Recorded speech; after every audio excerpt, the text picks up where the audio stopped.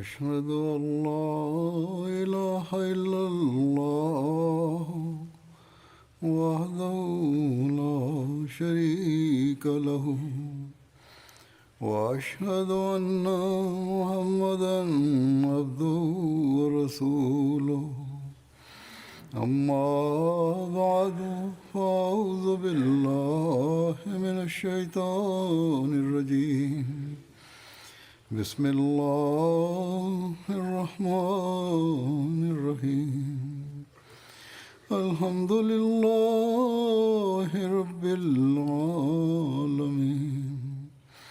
الرحمن الرحيم مالك يوم الدين إياك نعبد وإياك نستعين اهدنا الصراط المستقيم صراط الذين أنعمت عليهم غير المغضوب عليهم ولا الضالين. Преминаваме през месец Рамазан. Такъв месец, в който има духовността, атмосфера на духовността, и в джамата на вярващите трябва да има това положение и атмосфера. В този месец с постия човек се обръща към да се моли повече и трябва да има това намерение да рецитиране на Корана и слушане на Корана. Повече се обръща внимание човека. Ако ще искате да имате истинския благодат на постия, тогава с молитвите да трябва да се обръщате внимание да четете Корана и да рецитирате Корана и слушате Корана. И Рамазан има особена връзка с Корана, или Корана също има особена връзка с Рамазана. Бог в Корана каза: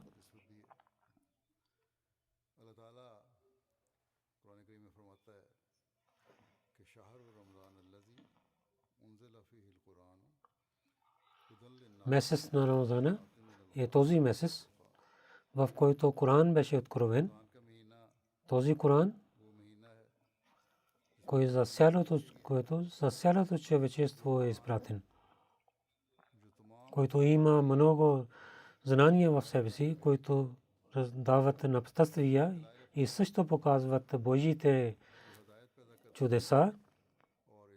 Много традиции също разказват, че 24 Рамазан дойде първото откровение на пророка саллаллаху алейхи ва саллям, и всяка година с пророка саллаллаху алейхи ва саллям Джибраил алейхи салам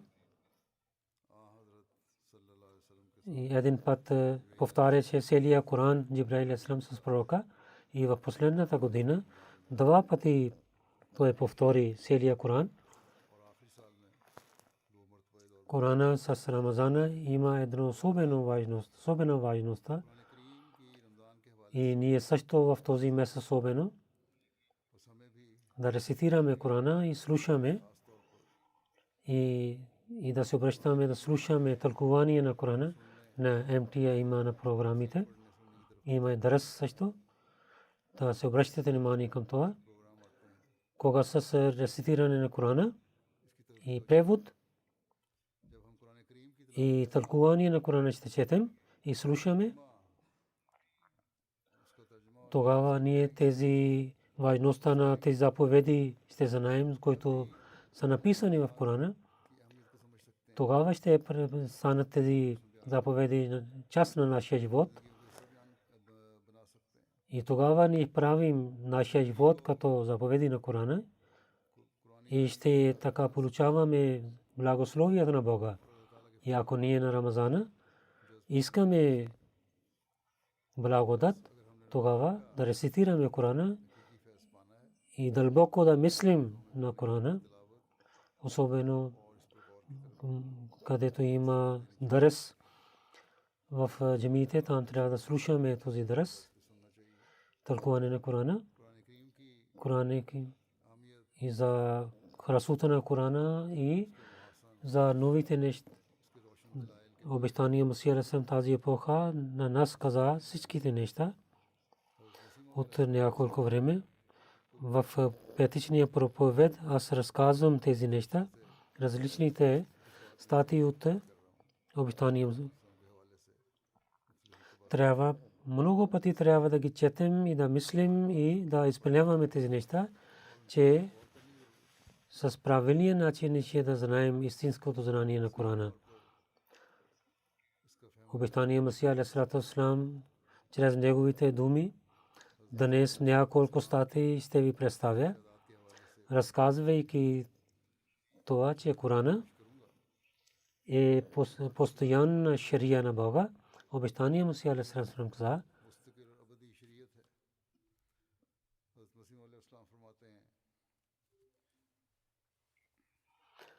че знанието на Бога са с две начини.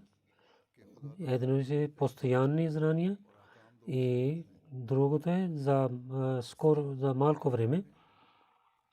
И те също са за вечно време. Дали те са за малко нужда, но за малко време, но те също са за вечно време. За пътуване. Един пример. За молитва и за постия. И има други заповеди също. И за когато човек е постоянно живее на едно място, са други заповеди за него.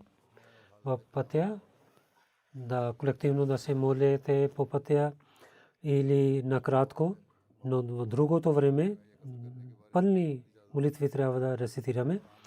И когато човек е на път, не може да пости, но когато е в своя град и е здрав, трябва да пости. И каза извън другия заповед, например, жената, когато излиза навън, трябва с хиджаб да излиза. Това е един заповед, който за жената е много особено. В домата няма нужда за това, тя да вземе хиджаб и така да върви в дома си. Ако има парде, извън къща има хиджаб. И от какви хора трябва да има завеста и от какви хора няма да има. Каза в Торат и Евангелието тези заповеди, които написани, и те бяха за своето време. И пророк саллаллаху алейхи ва саллям и този шария и тази книга, която докарва, това е вечно време. Тази книга шария, каквото пише там, това е свършено и нещо. Коран е вечния заповед. Тора и Евангелието, ако нямаше Корана, пак трябва те не бяха за вечно време. И тази важност на Корана, че Коран е Карим във всяко време има. Това е съвършено учение и за всяко време има това учение. Онези, които обвиняват, казват пример за хиджаб, те обвиняват на хиджаба, че за нашето време няма нужда за хиджаба. И понякога нашите момичета също действат с не, но същите хора казват и пишат много статии в вестниците, че организациите на жени също вдигат шум. На вестниците също пишат понякога, че жена и мъж, когато се срещат свободно и произвеждат много лошития. И някои хора мислят, че трябва да има индивидуална система. И разказвайки също Месията е дошъл и Корана е вечна шария, повече обещания Месия каза, че слушайте от сърцето си това нещо, че аз за това, целта за моето идване, какво е? Целта за моето идване е само отново да правя исляма жива и да помагам на исляма. Затова не съм дошъл да докарвам нова шария или новите заповеди да докарвам. Или новата книга ще бъде откровена. Няма да стане така. Ако някой човек така мисли, до мен, той е заблужден и няма религия, няма вяра. Шарията на пророка саллаллаху алейхи ва саллям и неговия набуат е последният набуат. Няма друга шария. Коран е последната книга. Една точка няма да може, не може да промени в Корана, но това е истина, че пророк саллаллаху алейхи ва саллям неговите благословия и берекети и учението на Корана и напътствието на Корана, те не са свършени. Те са живи във всяко време. И тези благословия и берекети да показва Бог е изпратил на мен. Че учението на Корана всеки не може да разбира. Някои неща са, които трябва да бъдат тълкувани. И за тези неща разказвам, Бог в крайното време каза Бога, че Бог изпрати на мен. След това каза, че Коран е такава чудо, че нито някой има пример преди това и след книга, тази книга няма друг пример тези Корана. И благословите на Корана са винаги и всяко време те са така светят, както беше във времето на пророк саллаллаху алейхи ва саллям. Освен това, трябва да помните, че думата на всеки човек е за колкото той има сила. Колкото има сила и колкото има великите намерения, толкова неговото откровение така ще бъдат откровението на Бога за него. Както един обикновен човек, колкото има знание, той говори. И така и едно място има за откровението на Бога, където идва на човека, колкото той има намерения, велики намерения има, толкова той ще получава откровението на Бога. Трябва да помните тук, те откровенията има, различни степени има, че пророк саллаллаху алейхи ва саллям неговото усилия и неговите намерения бяха много велики. Затова това откровението Бог му е дал, това бе толкова много велико. И другия човек не може да се ражда, като той има такива усилия и намерения. И след това каза, учението на Корана е много широка, до края на света един непроменен закон и за всеки народ има и всяко време действа. И Бог каза,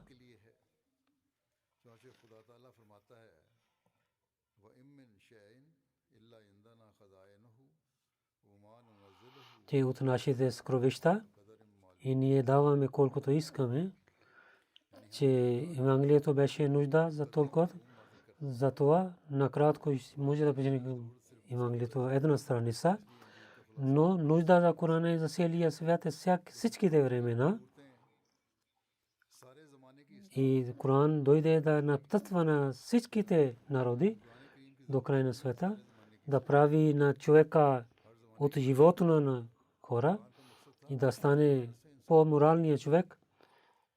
Те с шарията да той да напътства към правия път и да стане да получава близостта на Бога. И има много начини.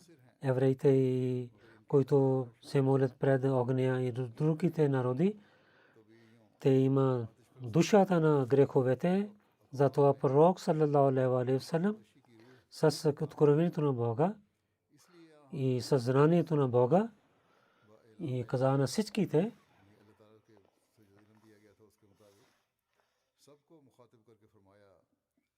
кажи о човечеството, аз съм пророк към вас всичките.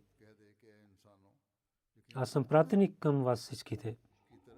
Затова беше много важно, че Коран да има всички тези учения, които бяха преди за малко време и да има тези всичките истинските неща, които от небето с различни пророци дойде на земята и Бог е дал на хората и старите неща. Трябваше има тези неща също в Корана, това има. И Коран и беше за всичките народи, а не особения народ. И за всичките времена Евангелие беше за един народ. Затова Исус много пъти каза, че аз съм дошъл да намеря на агнета на евреите. Затова пророк Сърм каза, че аз съм пророк за целия свят. Това показва, действа, че Коран е напътствие за целия свят и за старите народи също, за тях също дал заповедите и за новите хора също има заповеди. И това е вечна шария.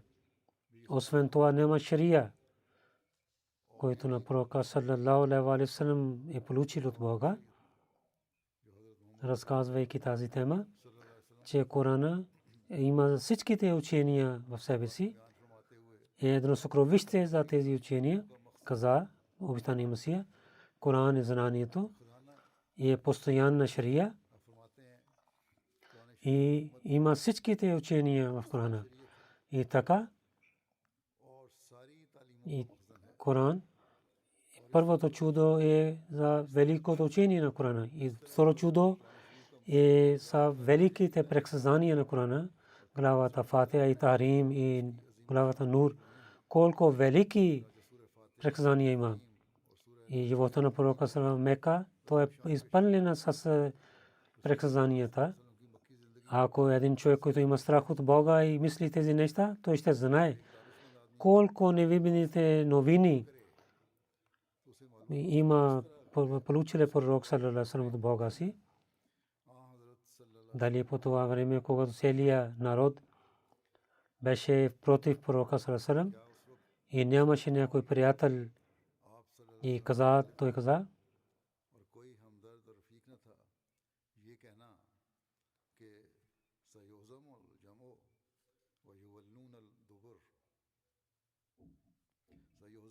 дали тази малка неща, тези стихове, че те ще имат сражения и те избягат, враговете ще избягат. Това е малко нещо. И като гледаме нещата, имаше такава фетва, че той ще стане, той ще бъде унищожен. И че пророк саллаллаху алейхи ва саллям в това положение каза, че аз ще имам успех и враговете ще има унижение и сражение. И тези предсказания са по това време. И така стана, както той каза. Това предсказание, за което Коран каза, на него Бог в Мека каза. И това също в началото на Коран, когато пророк много слаб беше в Мека. И предсказанието как избъдва в битката Азаб ние гледаме, че на другите места също избъдната това предсказание, когато едно голямо войска срещу мусулманите дойде, но избягал. След 13 века на този джамаат и как велики са предсказанията, които за времето на обещания Месия алейхи салам, тези предсказания, които свързани с него, колко велики са тези предсказания. Аз също разказах в миналия проповед и как избъдват с велико нещо. И представете предсказания от другите книги, дали предсказанията на Исуса срещу тези предсказания. И разказвайки атрибутите на Корана, каза, че всеки заповед на Корана има вечен. Този атрибут има в Корана, красота, че всеки заповед на Корана, че има селта за тези заповеди. И много пъти пише в Корана, че разума, знанието и дълбоко мислене и с вярата трябва да работите. Че трябва да използвайте разума и акъла си. И Корана и в другите книги има тази разлика. В другите книги на своите учения каза, че с разума и не представи с знанието. Давайки пример на Евангелието, каза в Евангелието, че онези, които бяха много помощници на евангелиите, с много те също имаха тази вяра, че три Бога и кафара, че разумен човек не може да пристига на тези неща. Както казва, че както приемете тези неща, както казват, но Коран дава това учение.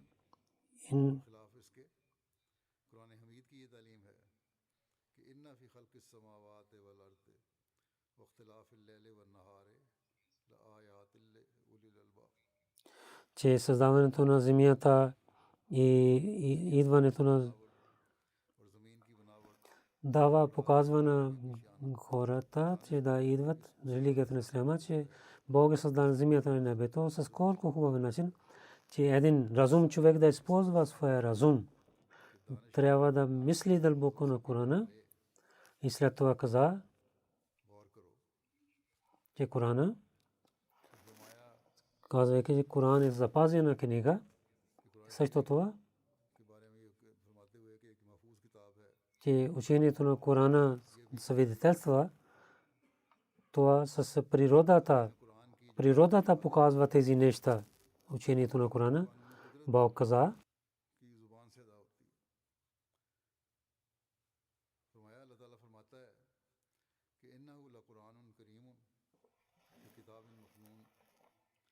наистина тази е много уважаван Коран, една скрита книга, една запазена книга, не може да докосва освен чистите хора. И целия Коран книга е запазена с природата на, че Коран е една запазена книга и запазена не само с листата. И тази книга, казваме, че тази книга е от природата. Цялото учение на Корана свидетелства природата и всеки начин свидетелства за учението на Корана. И учението на Корана не е като един разказ, който ще бъде унищожен, който ще починява на Корана. Той ще получава благословите на Бога. Но трябва да помните, че действието на Корана и дълбоко и идва само за чистите хора. И трябва да имаме, приближаваме до Божите хора в тази епоха. То е обещание Масия алейхиссалату вассалам. И неговото знание, имайки от него знание, каквото той каза, и каквото той каза на нас от учението на Корана, ние трябва да дълбоко да гледаме тези тълкувания, както и в литература на Корана ние разказваме тези неща от неговото знание, от обещание Масия алейхиссалату вассалам. Името на Корана, защо е едно име зикър? И за това обещание Масия алейхиссалату вассалам каза, че името на Корана има зикър. За това съпоменаваме, че той показва вътрешната шрия на човека. Коран е докарано учение. Той показва това вътрешна шрия, който в човека в различни сили Бог е сложил знание и даване жертва и красота и им и този, който природа имаше в скрита в Китабин Макнун, беше запазена книга. Всеки човек не може да гледа тези неща. Коран показва тези атрибути на него. За този към тази точка също ние да рецитираме Корана, че от природа човека, който има усилия и атрибути, тези атрибути показват на към човека на добрата природа, на истинския път. И човека днес отива далече от това. Коран показва тези неща наяве. И заради тази заблуждението гледаме в тази епоха, че те хората правят такива заповеди, които не са от природата на човека. И човек иска да промени природата на Бога. Бог каза, помислите на Корана дълбоко. И ако ще подчинявате на това, то ще показва на великите атрибути на човечеството. Затова дълбоко да гледате. За тази точка ние да рецитираме Корана и да четеме Корана и на името на свобода в нашето време. На децата и големите също имат отрова. И тогава ние ще бъдем пазени. Много родителите питат за децата, които учат от училищата, как да отговорим. Ако ще дълбоко тълкуваме литературата на джамата и тълкуването на Корана и заповедите на Корана, тогава родителите могат да дадат отговор на децата си.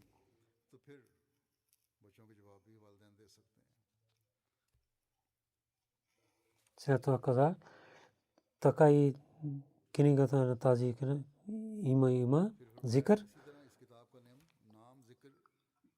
Бог каза зикър, че трябва да споменаваме и тази светлина и силите от духовните сили, които от небето Бог е дал, човек да споменава тези неща, изпратейки на Корана Бог, също показва едно духовно чудо. От много пъти рецитирате, това се споменава на вас, че човек да знае тези духовните неща, които той не знаеше, но с ужас, че изоставяйки на Корана, който худалил мутакин, само хората мислят, това е книга за няколко разкази. И само и като неверниците на арабите казват, че те са само разкази от първите хора. Тази епоха време беше пророк саллалаху алейхи ва саллям, когато дойде и Коран, когато беше откровен, че Коран дойде да показва истини, тези истини, които изчезнаха от света. Сега дойде време, за което пророк саллалаху алейхи ва саллям предсказал, че хората ще рецитират Корана, но Коран няма да влиза в корема им. Това ние гледаме. Много хората рецитират и четат, но техните дела не са като Корана. Вие гледате с очите си, че хората как Коран с много добър начин рецитират, но това не влиза в корема им. Те не действат чрез Корана. И както Коран, който името има зикър, споменаване, и всичките истини, които има скрити в човека, дойде да показва тези скритите истински неща.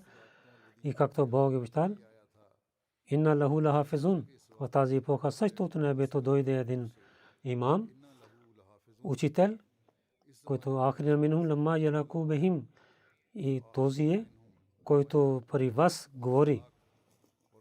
И обещание Месия съм каза себе си, дано да мусулмани да имат разума и на този човек, на когото Бог е изпратил, да слушат на него и да гледат в себе си, нуждата на времето да гледат и да гледат положението на мусулманите, а не само показвайки фетве, да не опетняват на исляма, да разбират истината на Корана, на Ахмадите. Ние трябва да гледаме себе си, че ние доколко знаем истината на Корана и подчиняваме на Корана или опитваме да правим тези неща. И също разказвайки тази тема, че Корана и показва истинските знания, както Бог иска, че те да имат страх от Бога, и също Бог иска, че в хората те да имат светлината на знанието. И не само страх, и те също да имат светлина на знанието, и така те да имат повече знания, да имат духовно знание и да мислят стана широко, където има страх от Бога на другата страна. И с тези учения има човек се навежда пред Бога. Когато един вярващ помисли на Корана и тези знания, когато той има. И когато той гледа светските знания, и тогава той има страх от Бога и има духовното знание.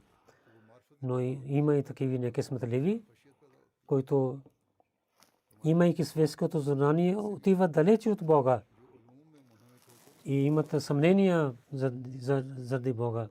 Имайки тези неща, те също отказват от Бога. На една страна, имай по името на светското учение и знание да забравят на Бога, или когато идват към Бога, те имаха страх и отказваха от светското знание. Бог е дал двете учения и свършено дал двете учения, Корана, затова иска да даде тези знания, истински знания, и ще връща вниманието на човека към това, той да има страх от Бога.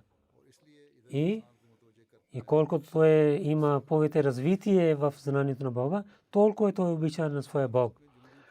И човек дава учение под природата, че така той уповава в Бога и той знае, че той трябва да бъде радостен, както Бог е радостен.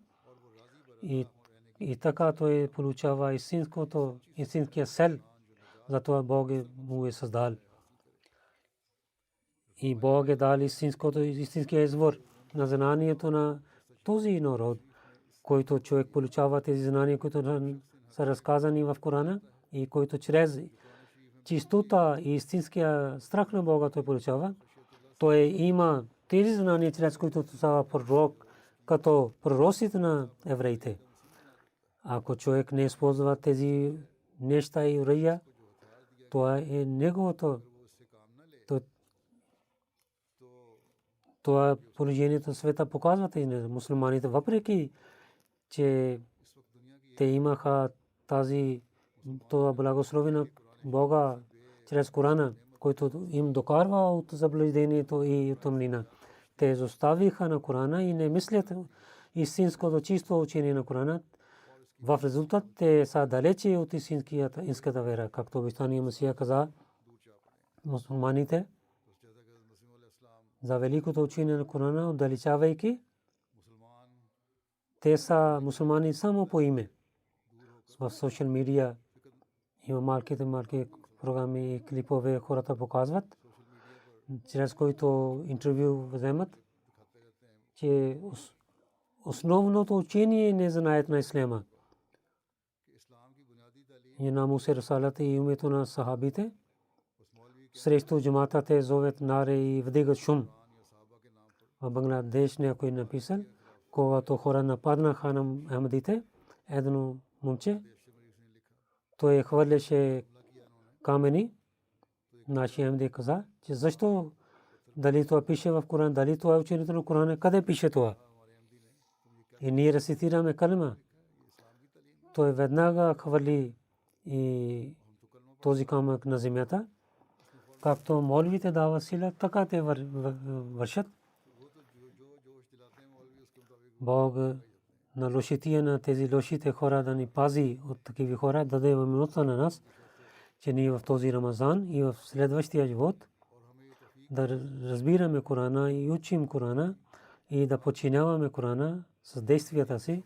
Нека Бог да ни пази от лошития на света. През Рамазан трябва да се обръщате внимание към в молитвите, преди казвам. Нека Бог да пази на всеки Ахмади на всяко време и онези, които не са правилните хора, на им да даде за наказание, те да станат пример от Бога, други хора да подчиняват на заповедите на Корана. За света трябва да се молите. Нека Бог да ни пази от войната на световната война. Сега за няколко починали хора ще ви разкажам най-първо. Един мураби е мисионер, който изпълни с лоялността на много скромен човек беше. И дълго време той служи на джамата и той изпълни своя живот. Munawwar Ahmad Khurshid Sahib. Мисионер беше в Магреби Африка, Западна Африка. Миналите дни той починал. Инна лиллахи ва инна илайхи раджиун. В него семейство Ахмадият, чрез дядо Мия Абдул Карим Сахиб, чрез него дойде, който в 1903 година, когато обещания Масия алейхи салам отиде в една жалба в Карамдин, в Джелум град, тогава той прави бейт в него. Неговите родители, децата, когато родиха, Моли Хуршид Сахиб, те станаха болни и починаха. Когато той се роди, той стана болен. Нямаше начин да има живот. Него дядо Мия Абдул Карим Сахиб, който беше последовател, той каза, че да дадат това дете по пътя на Бога. За това, че ако Бог има нужда, той ще пази на него. По това време един лекар дойде, който беше от далечно място. Той лекува на него и Бог с чудо дал лек на него. Неговия Мохамед хан Дървеш също гледа съня за него. Той е на високо, когато казваме Дървеш Сахиб, че и ти ще служиш на Ахмадия джамаат и светлина ще дойде, Бог дал милостта на него. Той свърши джамия след малко време. Той беше в джамия 1983 година. Той отиде в Африка, Гамбия, Сенегал. Той дълго време служи на там. В Сенегал, в Гамбия, като амир, той също служи.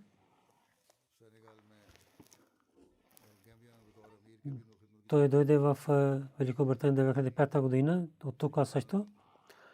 Той е Сенегал, системата, докато система не беше там в Сенегал. И след това по това време, 2008 година до 2012 година, батор учител в джами. Той учител беше и служи там.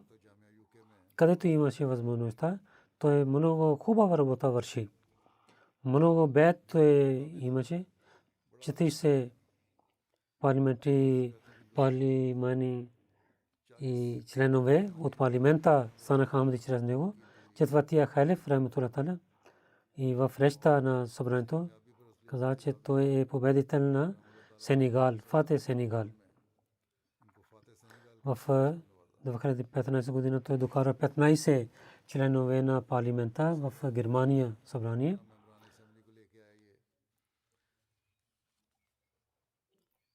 Пама Евард, който има за Абдул Наир Сави Вард, той имаше. В Спейн отиде. Когато аз казах там Африка, той проповядвал там и много хубава работа той върши там и много хора влязоха в джамаат Ахмадия. Ансарулlah Британия онлайн Талимул Коран клас имаше. До смъртта си той свърши тази работа. 3 синове и 3 дъщери той остави жена. Един син Мураби Сисла в Великобритания. Дауд Ханиф Сахиб, който е принципал Джамия Канада и принципал. Той също в Африка, в Гамбия, амир джамаат беше, когато отиде там. В 1883 година до 1904 година той свърши там, служи там. И в училище той учеше ислямска тема и също беше мисионер. В Сенегал проповед положението, което беше такава, че много трудно време беше, че в село Фрафини 85-та година той отиде там, който е границата на Сенегал. Живейки там, да има джамата в Кадия, Сенегал, имаше този сел. Много трудна работа беше. Държавата на Сенегал не даваше виза на някой пакистанец, но Молви Хуршид Сахиб Munawar Khurshid имаше тази сила, че той имаше връзки с хората и имаше много социални връзки. И той знаеше също френски език, затова когато той отиде там, много бързо той на границата имаше връзки с офицерите и след това и той дойде в Сенегал чрез тези връзки и след това там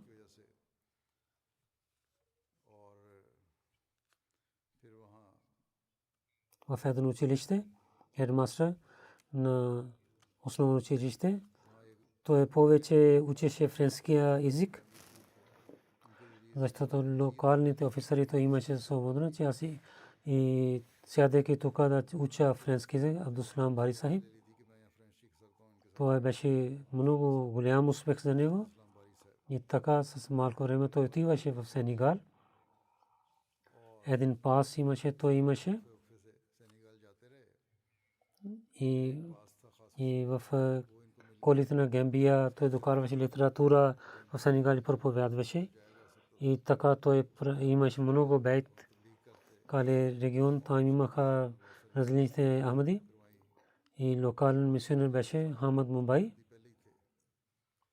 С него той работи. И там имаха новите джамати.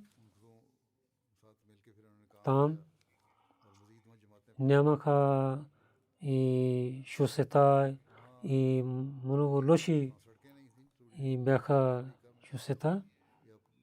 Но в далечните места с мотоцикъл и такава време, че растенията такива бяха, че неговите кръка изпълниха с рани, но той не гледа се, но работеше с всички начини.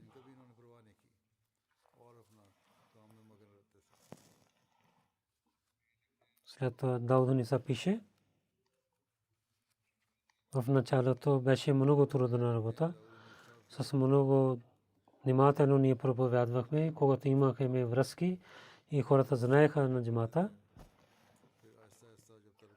И за обещания Мусия алейхи салам хората знаеха тези неща, които обещания Мусия дал. Офицери също имаха това съобщение. И свободно той идваше в Сенегал, отиваше на Сенегал, Колък регион. И имаха новите джамати. Нови джамати там станаха.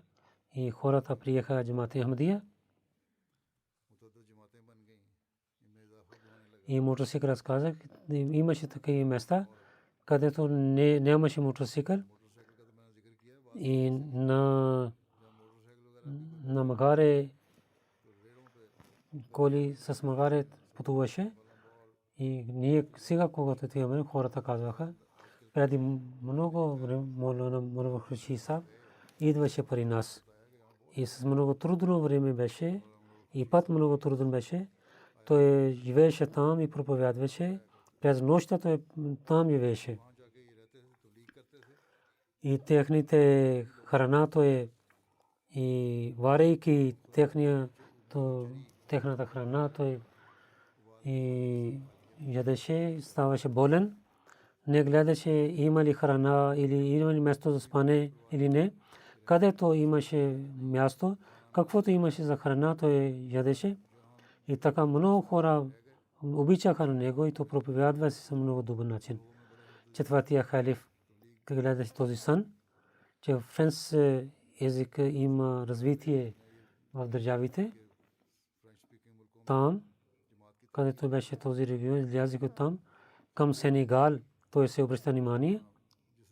Той отиде там и на големите хора той, властните хора той проповядва и членове на парламента проповядвал. 14 членове на парламента, те станаха Ахмади.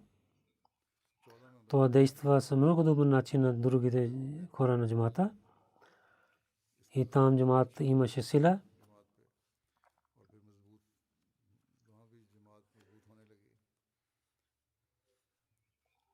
Системата на джамата да стане по-силна и локалните мисионери, техните възпитаване и тренинг имаше нужда. И всяка година той правеше този програм и Мулана Сайб с много сила свърши тази работа. В 1997 година той стана емир на Сенегал.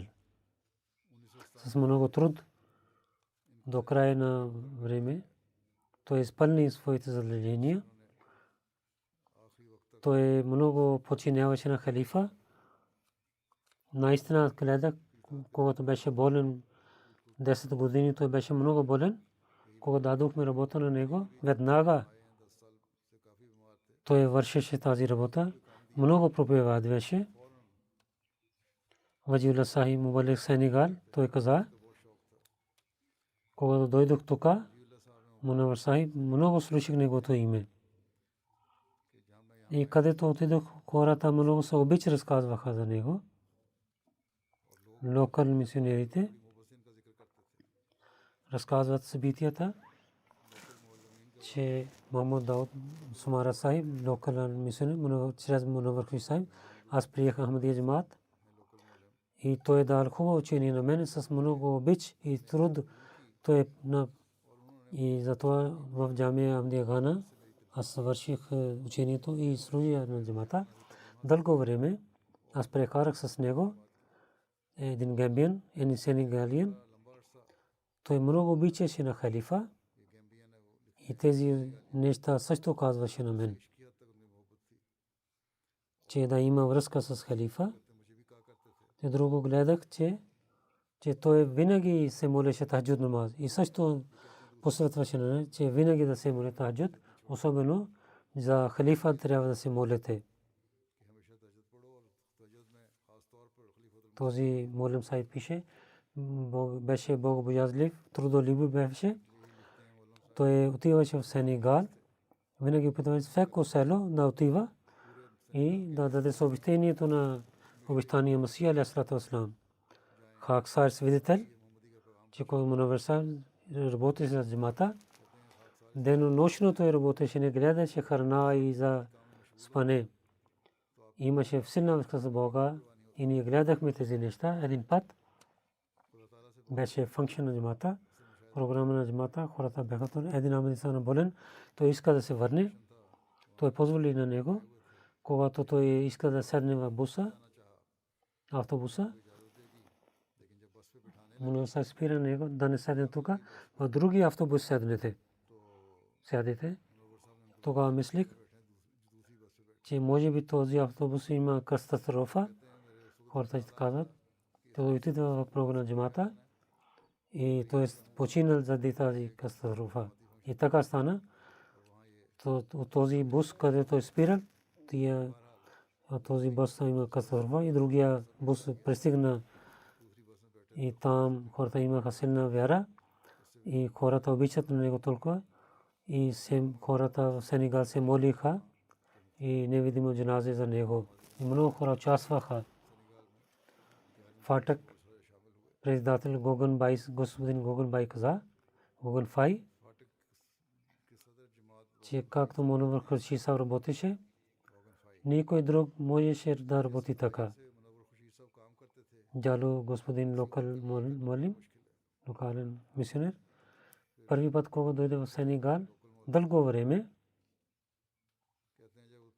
аз работих с Мунавар Сахиб. Много богобоязлив беше и много кураж имаше и проповядваше с куража и беше много справедлив. С джамаата много справедлив и обичаше на джамаата. Раджа Бран Сайб каза, диалисис всеки ден имаше. Един сватба се срещнахме. Каза, че аз имам магазина, че какво означава? Каза, в дома, когато съм, аз имам литература и вода извън къща и хората, ако се нуждаят от вода, давам вода и така литература. И в болестта той имаше нова. Хората казват, че как да проповядваме. Пътищата на проповед, ако търсите, Бог ще ви показва. Само трябва да има сила и да обич да имат да проповядвате. И то също е един атрибут на Мураббакши Сахиб. Много бързо учеше езика в Гамбия. Различни езици има. Той е учил тези езици. Каза, че нашите мисионери от Гамбия, 3 мисионери Абдулла Сахиб, Абдурахман Сахиб, Мухаммад Мубай Сахиб, 4 от различните племена са. Те не разбират езика на един на друг, но аз зная 3 езици. Джанаб Нусраджан Сахиба каза, възпитаваше на децата много добър начин, много обичаше на децата с халифа, има силна връзка, изпълни своя вакф и много опитваше хората да много гостоприемлив беше. В Африка, когато отиваше, ни казахме да не гледате кога се върна. Когато стана свободен, ще се върна обратно. Той много проповядваше. В Испания той много проповядвал. Въпреки болен там отиваше. Той имаше новите връзки с хората.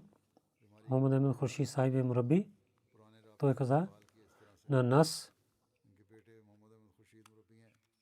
винаги посветваше да помагаме на хората. Това също е една молитва. Бог се радва така, ако помагаме на хората. Винаги гледахме един пример в него за учението на исляма. Салман Салми Сахиб от Испания каза, в Испания, когато той живее, много пъти отидох с него на проповед. Много това гледа. Той говореше кога и той когато говореше до малко време, той имаше силна връзка с него и също казваше, той е на това село и на околните места се казваше, там аз отидох. И там хората са много имат преданост. Той знаеше на великите хора там, на африки език. Той слушаше на него от Африка. Той се радваше и 2-3 срещи. Той приблизен до джамата и даваше съобщение на него. Каза първи път не даваше съобщение, първо правеше връзки. Във втори или трета среща той проповядваше и даваше съобщението на джамата. По това време земята беше приготвена заради добрия морал. Това хора веднага правиха бейт.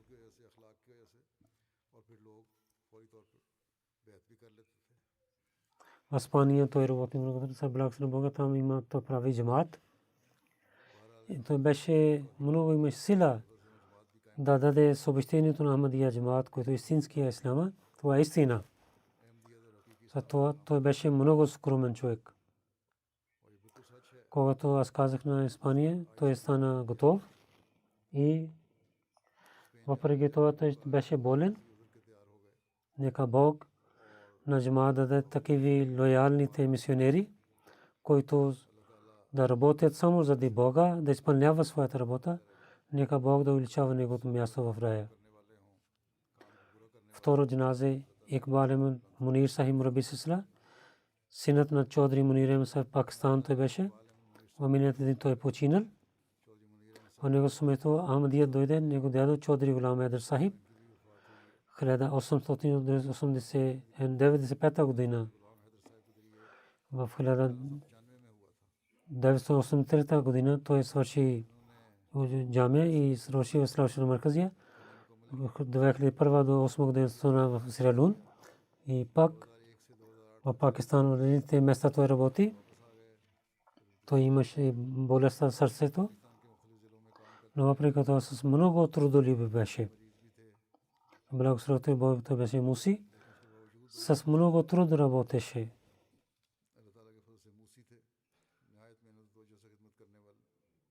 С хората много силна връзка имаше, много скромен беше. Жена и 3 деца синовете изостави. Мурабби сила Абдул Сахиб каза, че хората обичаха на него. С халифата има силна връзка, много обичаше на халифа и имаше много силна, но много меко се имаше и с малко. че той е съвършено скромен човек. Саид Мунир Ахмед Сахиб, Наиб Мир Карачи пише, с него той работил, че много трудолюбив беше и много добър човек беше. Каква работа дадохме, веднага помагаше и извършеше. Постоянно в офиса той посветваше добре. И аз също имах кураж, който от сърцето много чисто сърце имаше, силна връзка имаше с хората и много лесно работи своята работа. И заради това и той казваше на хората за данъка закат и тези неща действаха на хора. Нека Бог да прощава на него, на починения и увеличава неговото място в рая. Трето ще разум Саида Нусрат Джахан Бегам Сайба, жена Елия Мия Абдул Азим Сайб Дървеш Кадиян. В миналата година тя починала. Дълго време тя беше болна.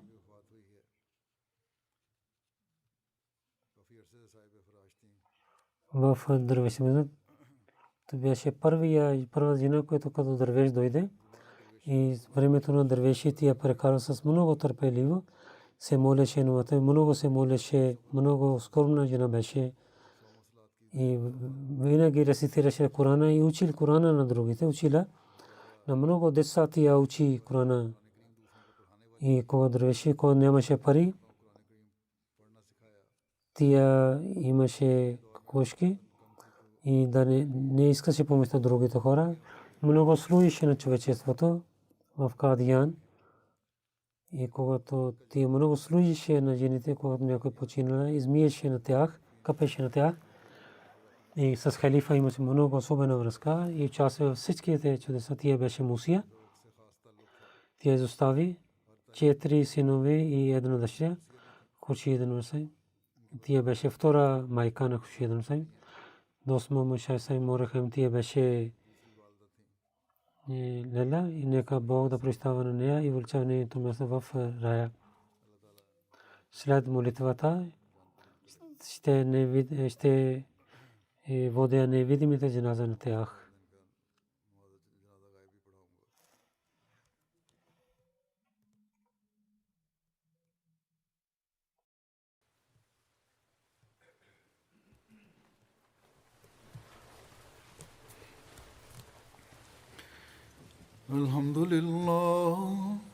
الحمد لله نحمده ونستعينه ونستغفره ونؤمن به ونتوكل عليه ونعوذ بالله من شرور أنفسنا ومن سيئات أعمالنا من يهده الله فلا مضل له ومن يضلله فلا هادي له ونشهد أن لا إله إلا الله ونشهد أن محمدا عبده ورسوله عباد الله رحمكم الله إن الله يأمر بالعدل والإحسان وإيتاء ذي القربى وينهى عن الفحشاء